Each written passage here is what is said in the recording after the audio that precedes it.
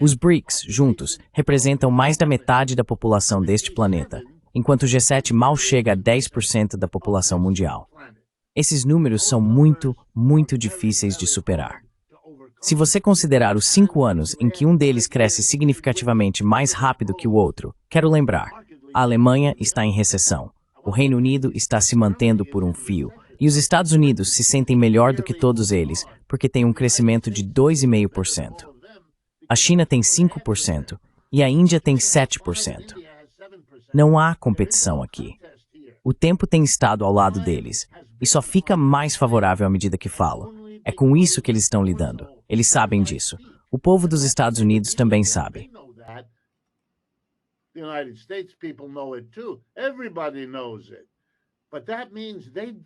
Todo mundo sabe disso. Mas isso significa que eles não precisam e não querem um confronto militar. E eles não querem porque não precisam, enquanto o Ocidente quer porque precisa. Você precisa ter isso em mente, senão vai entender errado a dinâmica que está acontecendo aqui.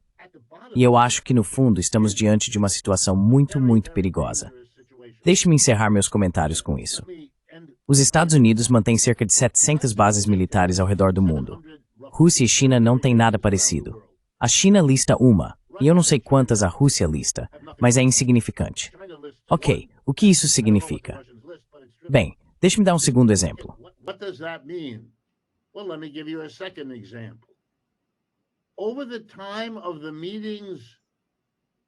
Durante as reuniões em Pequim, a única coisa dramática que os Estados Unidos fizeram, e fizeram questão de que o presidente anunciasse, foi um ato extraordinário.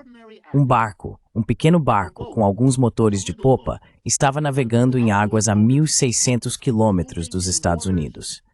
Pelas imagens que agora nos foram mostradas, ficou claro que esse barco não tinha mísseis a bordo.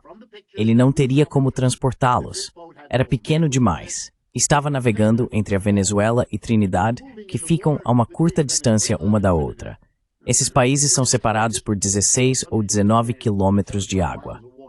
E os Estados Unidos tomaram a medida extraordinária, já que não se pode saber o que há em um barco desses sem uma inspeção bem próxima. Eles não pararam o barco, não prenderam as pessoas que estavam nele.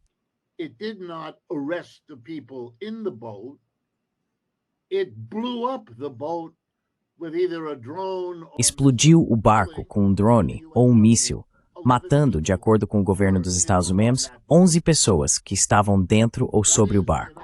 Ou seja, os Estados Unidos, e isso foi anunciado pelo presidente em sua coletiva de imprensa, fizeram isso sem prisão, sem julgamento, sem júri, sem sentença, e essas pessoas foram sumariamente executadas. O que vocês estão fazendo? Aliás, isso aconteceu em águas internacionais, onde o direito internacional global proíbe esse tipo de ação.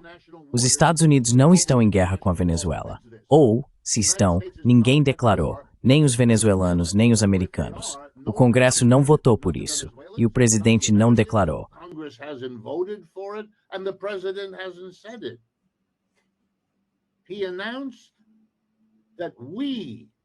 Ele anunciou que nós, seja lá quem fosse esse nós majestático, afundamos um barco de drogas, como se ele soubesse, a milhares de quilômetros de distância, o que havia naquele barco e para onde as pessoas no barco estavam indo com o que havia nele. Já que está a milhares de quilômetros de distância, e já que há muitos países entre aquele lugar e os Estados Unidos, esse barco poderia estar indo para qualquer um deles com sabe-se lá o que dentro. O que você está fazendo? Esse é um ato tão ultrajante, e será visto assim no mundo todo, que você tem que perguntar: o que te leva a fazer isso? E o que te leva a fazer seu presidente contar ao mundo que você está fazendo isso?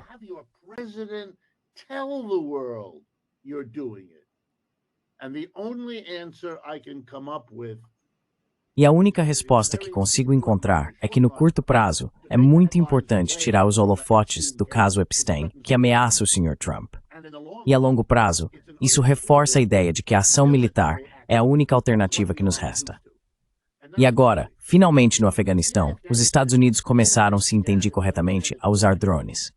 E muito notoriamente, ao longo de vários anos, ouviram o que quer que fossem suas fontes de informação, e usaram drones para assassinar grupos de pessoas que muitas vezes estavam em um funeral, um casamento, uma reunião de família.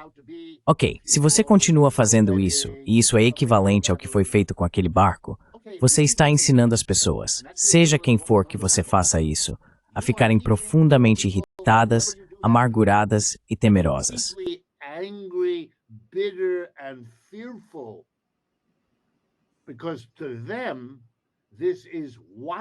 Porque para eles isso é uma destruição militar completamente irracional. Se você quer saber honestamente por que a guerra no Afeganistão, que colocou os Estados Unidos contra o Talibã, foi perdida pelos Estados Unidos, é porque quem governa o Afeganistão hoje, amigos, é o Talibã. Eles venceram, nós perdemos. E uma das razões foi o que fizemos lá, e parece que não aprendemos a lição.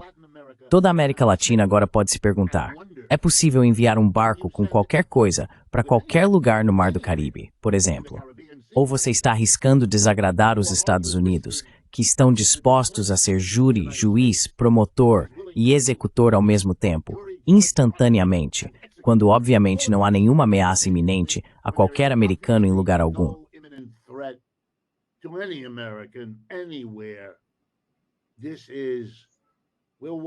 Estamos assistindo a algo que, em si, é pequeno, mas colocado em seu contexto, não é pequeno.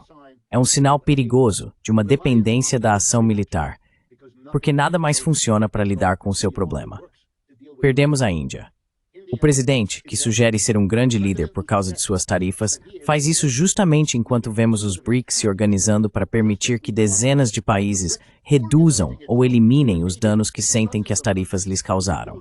50 bilhões ou 100 bilhões arrecadados pelas tarifas são uma compensação infantilmente inadequada para o dano causado pelo que a Índia fez. E por fim, o que todo país na Terra está fazendo agora?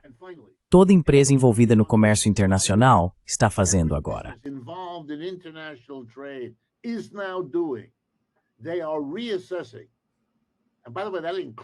Eles estão reavaliando. E, aliás, isso inclui empresas americanas, tanto aquelas com fábricas no exterior, quanto as que estão aqui nos Estados Unidos. Uma estratégia prática, voltada para a maximização do lucro, exige que você se ajuste a uma economia mundial que está mudando drasticamente. O resto do mundo, na maioria dos casos, não impôs tarifas aos Estados Unidos, mas poderia fazê-lo. E se a evolução seguir em certas direções, eles o farão. Onde você localiza seu negócio, com quem você comercializa, de quem você compra, para quem você vende, todos estão recalculando. E nesse recálculo, a importância relativa do Ocidente está diminuindo, enquanto a importância relativa das pessoas que se reuniram em Pequim está crescendo.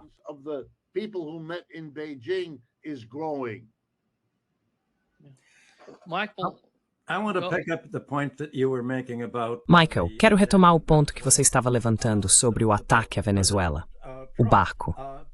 O presidente Trump forneceu a justificativa para o motivo pelo qual ele fez isso. O que ele disse foi, explicitamente, que esse é apenas o primeiro ataque à Venezuela. É o tiro de abertura.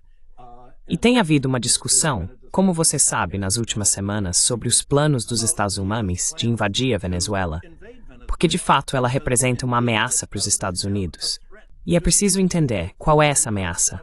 A ameaça é que a Venezuela possui petróleo que não está mais sob controle dos Estados Unidos.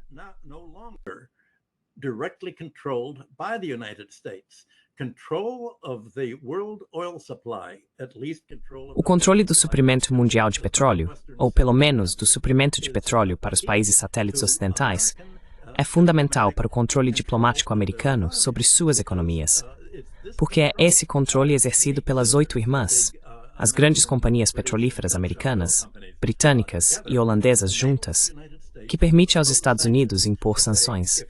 Eles podem dizer, se o seu país não fizer o que queremos, por exemplo, se o seu país não romper suas relações comerciais e de investimento com a Rússia, vamos cortar o seu petróleo. Então acho que é preciso colocar o ataque à Venezuela no mesmo contexto da destruição do Nord Stream pelos americanos. Os Estados Unidos já disseram, Trump colocou uma recompensa de 50 milhões de dólares para quem matar o presidente Maduro da Venezuela.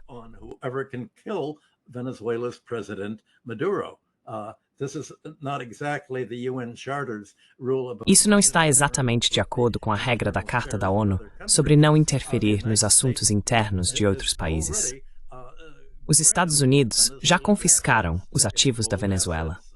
Os ativos em ouro que estavam no Banco da Inglaterra foram apreendidos.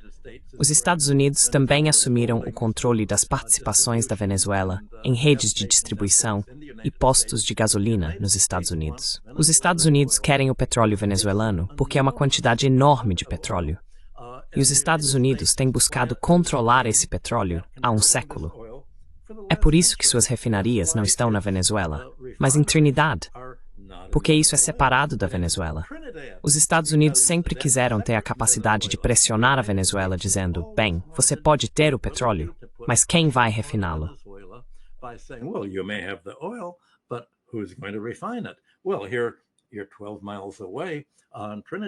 Bem, aqui você está a 12 milhas de distância. Em Trinidad, bem, isso é muito separado. E podemos controlar Trinidad e simplesmente manter nosso controle sobre você. Pense no ataque iminente à Venezuela, no mesmo contexto de quando Trump disse que devemos invadir a Groenlândia para nossa própria segurança nacional. Para Trump, a Groenlândia tem matérias-primas que os Estados Unidos desejam. Ela possui uma situação geopolítica favorável no norte para controlar grande parte do comércio marítimo, toda a região do Ártico. É disso que se trata. Os Estados Unidos querem realmente invadir a Venezuela e, aparentemente, têm preparado forças da Marinha para uma invasão.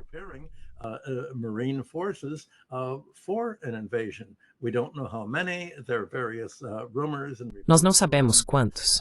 Existem vários rumores e relatos circulando, mas relatos suficientes para dizer que os planos estão todos lá. E quando Trump diz que este é apenas o primeiro passo, não se trata do voto.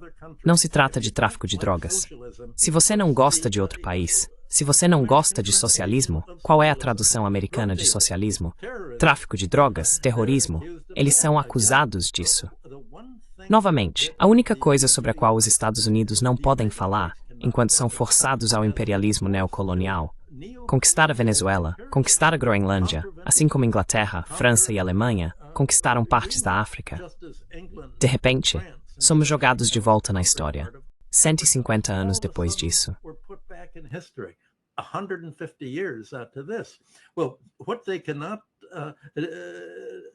Bem, o que eles não podem discutir, voltando às reuniões da ESCO e dos BRICS, é que o que os BRICS estão fazendo, o que a China fez ao criar uma economia mista, vamos chamar de economia de mercado socializada, foi justamente a dinâmica original do capitalismo industrial. Buscar racionalizar a produção, minimizar o desperdício, minimizar custos desnecessários impostos por classes extratoras de renda, os proprietários de terras, os monopolistas, os bancos, que não desempenhavam um papel produtivo no financiamento da indústria. O problema é que os Estados Unidos e a Europa não seguem mais essa lógica original do capitalismo industrial do século XIX. Eles estão dispostos a destruir o mundo se não conseguirem controlá-lo e dominar outros países.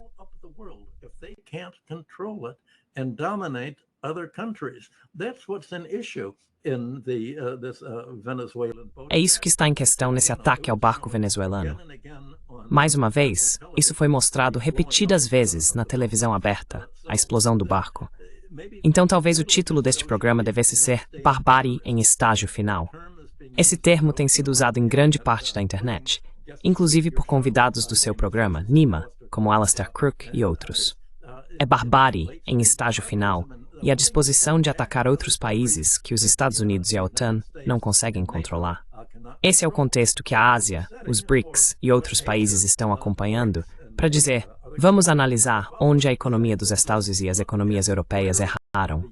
Como evitamos isso entre nós? How do we avoid it among themselves?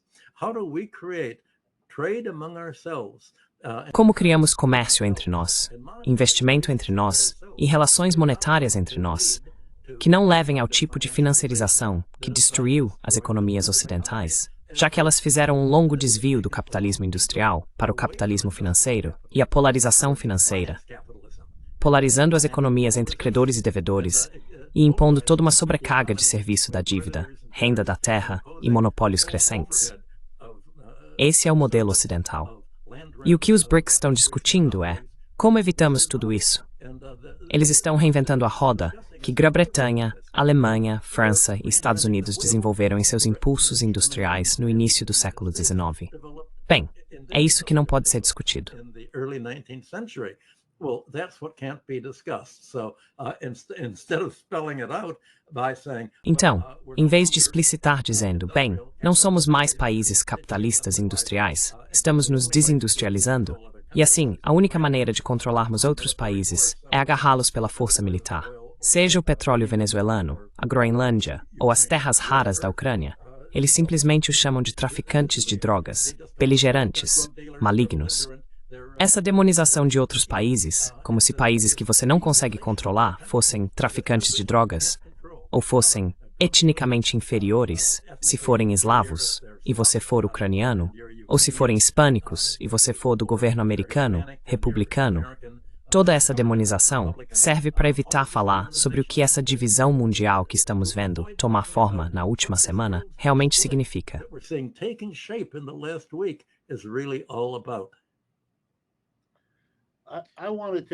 Queria acrescentar, porque há um debate em andamento que começa reconhecendo, corretamente na minha opinião, que também existem enormes diferenças entre os membros dos BRICS. Isso é correto. São países muito diferentes, com histórias diferentes, sistemas econômicos diferentes e culturas diferentes. É um grupo muito complicado e heterogêneo, em primeiro lugar. Neste momento, eles estão sendo unidos por um inimigo comum. E o que não é reconhecido aqui nos Estados Unidos é que os Estados Unidos são esse inimigo. É por isso que você tem esse resultado aparentemente perverso. Os Estados Unidos querem fazer de tudo para descartar e negar os BRICS. E então se deparam com o fato de que são a força mais importante para unir esse grupo heterogêneo. Também é importante reconhecer que, à medida que o mundo está mudando, a forma como pensamos sobre a economia mundial também precisa mudar agora.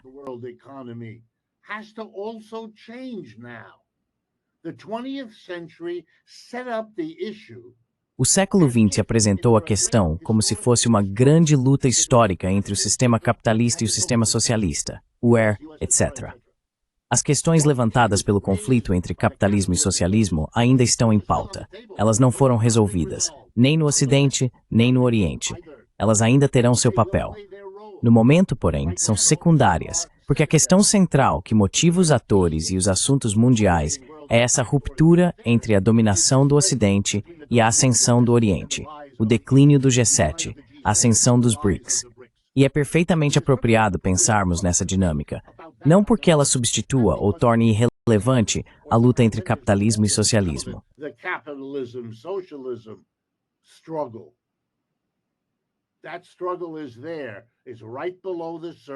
Essa luta está presente, está logo abaixo da superfície e vai vir à tona.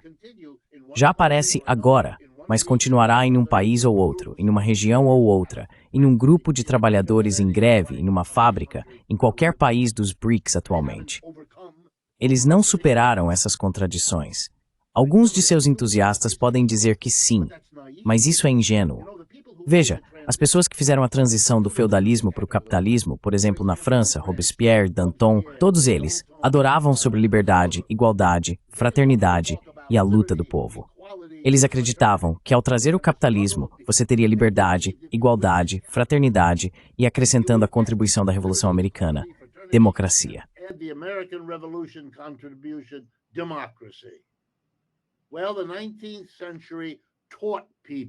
Bem, o século XIX ensinou às pessoas que vocês conseguiram o capitalismo, conseguiram mesmo. Vocês enterraram o feudalismo, também conseguiram.